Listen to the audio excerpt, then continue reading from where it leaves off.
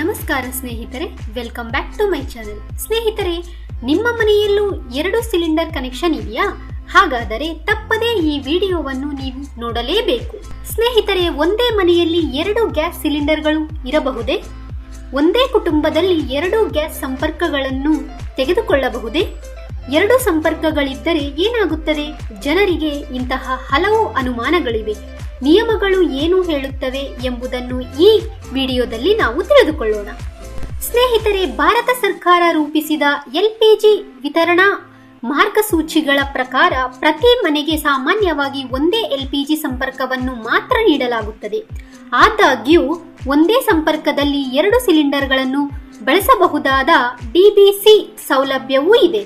DBC ಎಂದರೆ double bottle connection. ಇದರರ್ಥ ಒಬ್ಬ ವ್ಯಕ್ತಿಯು ತನ್ನಲ್ಲಿರುವ ಒಂದು ಗ್ಯಾಸ್ ಸಂಪರ್ಕದಲ್ಲಿ ಮತ್ತೊಂದು ಗ್ಯಾಸ್ ಸಿಲಿಂಡರ್ ಅನ್ನು ತೆಗೆದುಕೊಳ್ಳಬಹುದು. ಇದರರ್ಥ 2 ಗ್ಯಾಸ್ ಸಿಲಿಂಡರ್ಗಳಿದ್ದರೂ ಸಹ ಅವುಗಳನ್ನು ಒಂದೇ ಸಂಪರ್ಕದ ಅಡಿಯಲ್ಲಿ ಇರಿಸಲಾಗುತ್ತದೆ.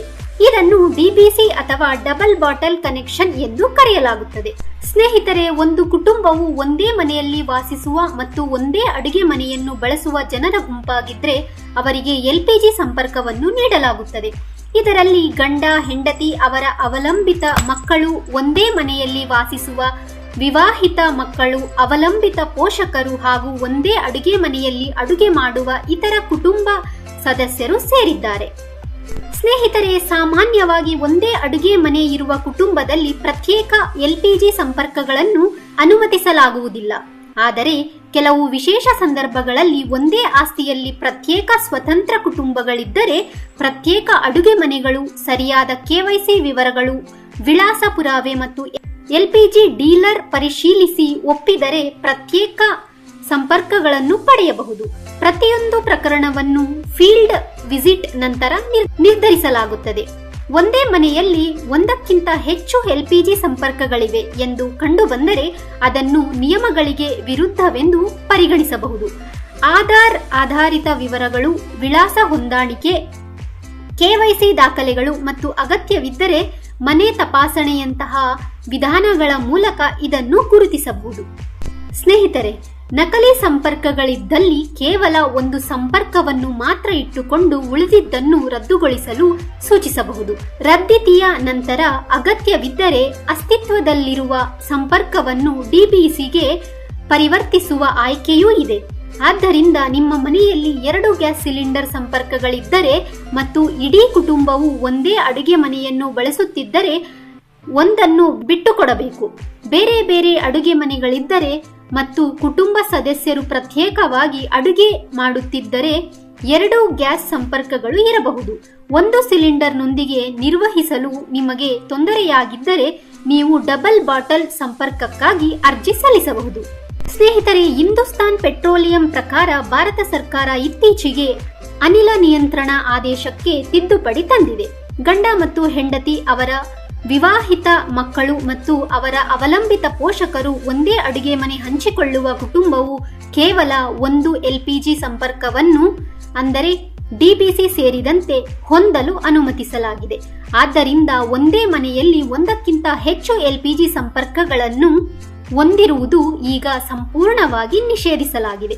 ಬಹು ಎಲ್ಪಿಜಿ ಸಂಪರ್ಕಗಳನ್ನು ಹೊಂದಿರುವುದು ಹೊಸ ಸಂಪರ್ಕಗಳ ಅಗತ್ಯವಿರುವ ಇತರ ಕುಟುಂಬಗಳನ್ನು ವಂಚಿತಗೊಳಿಸುತ್ತದೆ.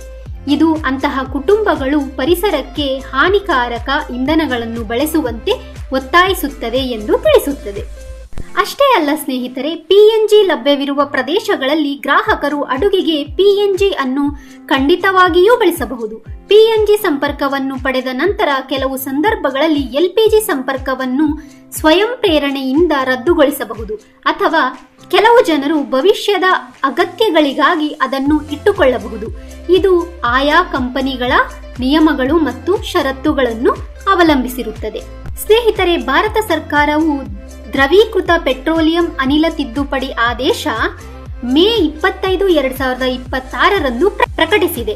ತಿದ್ದುಪಡಿ ಮಾಡಿದ ನಿಯಮಗಳ ಪ್ರಕಾರ ಪಿಎನ್ಜಿ ಸಂಪರ್ಕಗಳನ್ನು ಹೊಂದಿರುವ ಎಲ್ಪಿಜಿ ಗ್ರಾಹಕರು ಪಿಎನ್ಜಿ ಸಂಪರ್ಕವನ್ನು ಪಡೆದ 30 ದಿನಗಳಲ್ಲಿ LPG ಸಂಪರ್ಕವನ್ನು ರದ್ದುಗೊಳಿಸಲು ಅರ್ಜಿ ಸಲ್ಲಿಸಬಹುದು ಅಥವಾ PNG ಅಲ್ಲದ ಪ್ರದೇಶದಲ್ಲಿ LPG ಸಂಪರ್ಕದ ಭವಿಷ್ಯದ ನವೀಕರಣಕ್ಕಾಗಿ ಗ್ರಾಹಕರು ವರ್ಗಾವಣೆ ವೋಚರ್ ಪಡೆಯಬಹುದು.